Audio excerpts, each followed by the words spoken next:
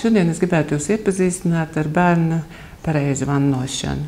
Nopērkot vanniņu, mēs viņu kārtīgi izmazgājam un noteikti ar karstu ūdeni izplaucējam. Tad šī vanniņa ir domāta jūsu bērnu vannošanai. Nav ieteicams viņu pielietot citām vajadzībām, kā piemēram veļas mazgāšanai. Lai mēs vannotu bērniņu, mums ir jāievēro arī temperatūra istabas, tā ir 24 grādi, kā arī ūdens temperatūra nevajadzētu pārsniegt 37 grādus. Arī zemāka temperatūra par 37 varētu radīt jūsu bērnam diskomfortu. Vannojot bērniņu rītstundā, mēs zinām, ka bērns ir sevišķi ziemas laikā, nevar iet tūlītās ārā. Mēs viņu vedam ārā pēcpusdienā. Bērniņu mēs vanniņā liekam stundu pirms vai stundu pēc ēšanas. Sagatavojam bērnam siltas drēbīti, siltu tvielīti un iepildām vannā ūdeni. Pašā sākumā mamiņas domā, ka vajadzētu pielikt kādu kumelīšu novārījumu, kas ir labi izskāsts, ja? Bet nevajadzētu neko citu. Un arī, jo bērnam ir mēnesīts un vairāk, protams, mēs izvēlamies tikai tīru ūdeni.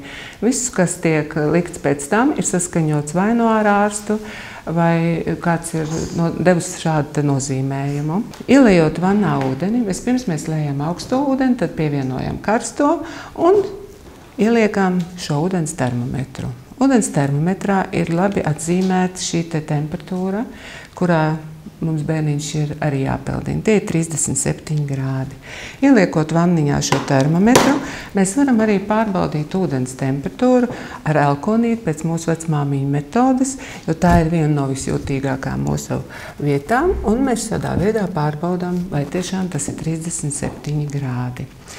Sagatavojot savu mazo bērniņu, mēs viņu skaisti paņemam stabilā pozā, izņemam ārā šo termometru, un liekam lēnām ar kājiņām pa priekšu ūdentiņā, lēnām šļakstinājot viņam ūdentiņu virsū un, protams, runājot, cik viņam šeit ir labi, un ievietojam viņu ūdentiņā līdz šīm te krūtiņām.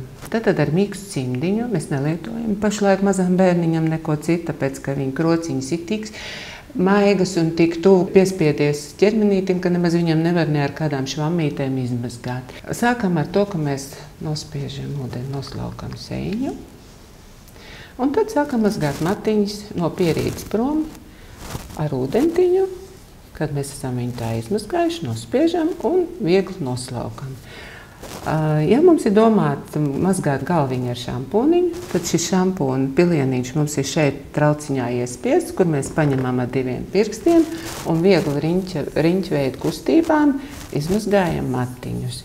Un atkal mēs ņemam šo te mūsu cimdiņu un skaisti no pierītes uz aizmuguri izskalojam un nosusinam. Galvu mēs mazgājām 1 vai 2 reizes nedēļā ar šampūniņu, bet pārējās reizes mēs viņu vienkārši izskalojam ar ūdentiņu.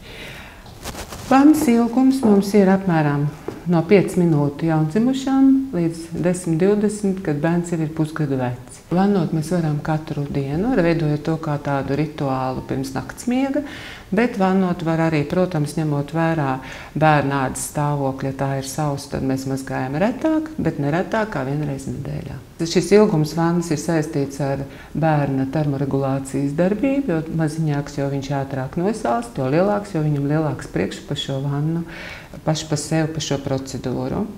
Tad mēs ejam lēnām gar kakliņu, padušītēm, rociņām. Un, protams, ja mums palīdz tētis, mēs viņu arī tētis var pieturēt, un viņam tās manipulācijas ir daudz vienkāršākas, bet ja es esmu viena pati, tad es arī šādā te veidā viņam dupsīti izmazgāju. Šādi, un maigi pagriežu bērniņu uz vēderiņa, pārliekot rociņas pāri un skatoties, lai bērna galviņa neiegrimst ūdenī.